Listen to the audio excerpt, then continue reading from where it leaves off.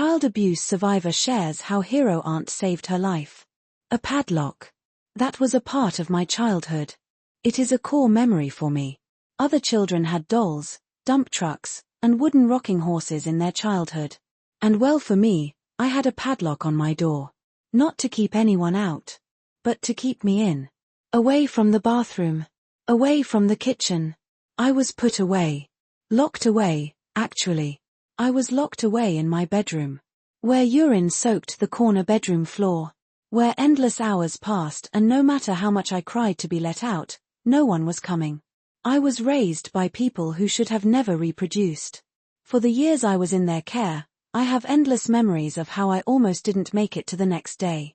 There was one day that is the reason I am here today telling you this story. Because nothing stays hidden away forever and a day. There was a day when I had a family member picking me up to go see the movie Snow Dogs at our local theater. I remember being so incredibly excited about not only the movie but eating popcorn and having some treats. That day I remember getting up, putting my clothes on, and waiting to go. The wait would be a while since the movies weren't till the afternoon. Something you need to know is my biological mother had an incredibly bad temper which I would see more than ever before on this day. You see, I needed to eat lunch before to be able to go to the movies that day, which honestly was fine because most days I was starving and could eat anything. My mother had made fish sticks and crinkle French fries which were always served with fruit punch in a Disney glass cup. I remember watching cartoons on the television while I waited for my lunch to be ready. As soon as my lunch was ready I hurried up and ate as fast as I could.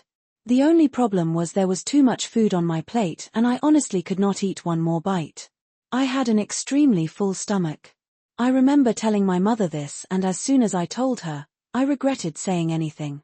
I remember wishing I should have just stuffed the food in my jeans pockets. She neither accepted nor cared that my stomach was full. When I refused to eat the rest of what was left on my plate, I remember her grabbing me by the arm so incredibly hard. I felt like my arm might get torn right off. Within seconds she was on top of me with her full body weight. My biological mother was a large lady easily over 240 pounds. My face was pressed into our carpet and I could feel the carpet embedded into my face. It felt like there was less air in the room.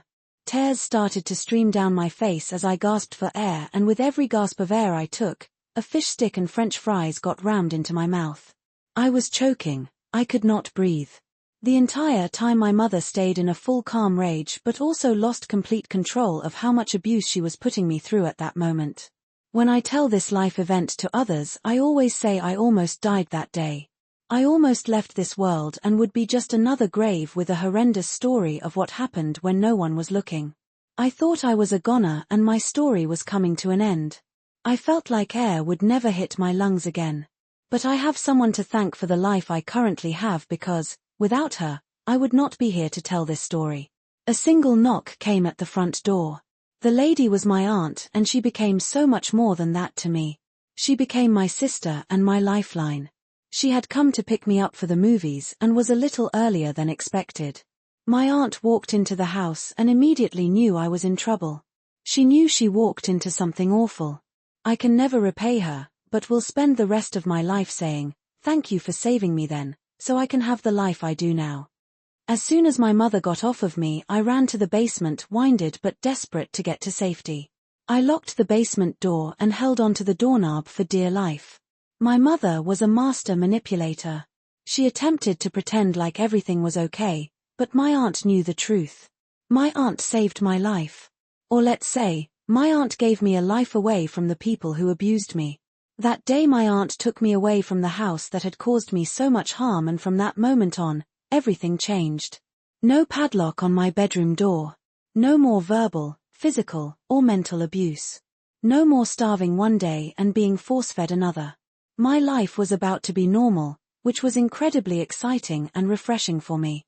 Someone once told me, just take all those memories you have of your childhood and lock them away so you can finally heal. Truth is, I spent most of my life keeping everything locked away so others wouldn't judge, critique, or spread more hate. The biggest padlock was placed on most of my core memories and I truly thought I was protecting myself by keeping them locked up. A padlock kept me trapped. Trapped away from help and the outside world for so long. A padlock is no longer on any of the chapters of my life, and I simply can't wait to share all of those locked away chapters. The healing begins when the story is told. That's the end of this story. I hope you enjoyed it. Thank you for listening and watching. Please let me know what you think about this in the comments. I would love to read about what you have to say. I hope you enjoyed this as much as I have. Please remember to like and subscribe to this channel. Have a nice day.